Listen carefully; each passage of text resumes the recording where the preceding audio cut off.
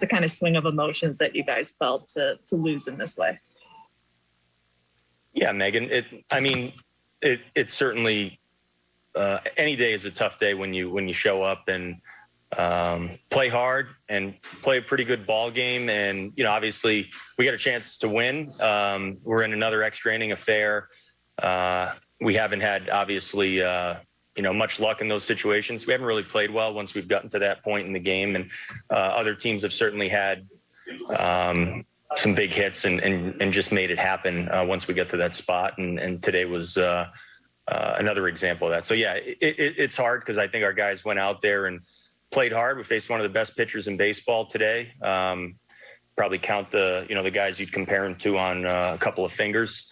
And we went out there and battled, and we had a good chance. I mean, we were in it throughout. So, obviously we need to find a way to get it done once we get towards the end of the game. Had some opportunities, but we weren't able to do it. Hey, Rocco, did something happen to Kenta there in the fifth inning after the fifth inning?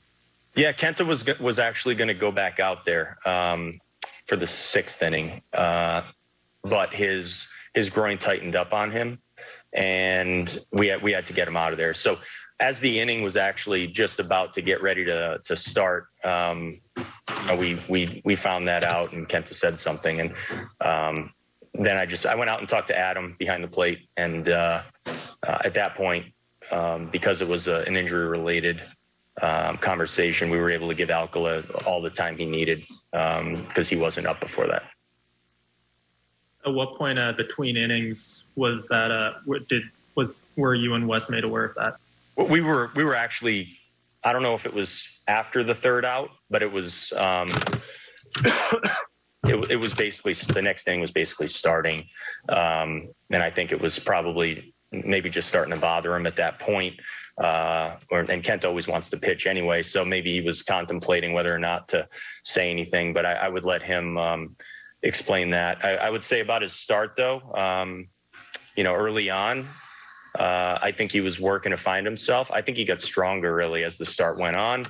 I thought his split was good today. I think his velo was a little down, but I think his split was able to pick up some of the slack for him, and I think he found that pitch to be a weapon at different points today, and that was good to see because that's a pitch that he's been looking to really lock back in, and I think today was a day where he found it for a long period of time.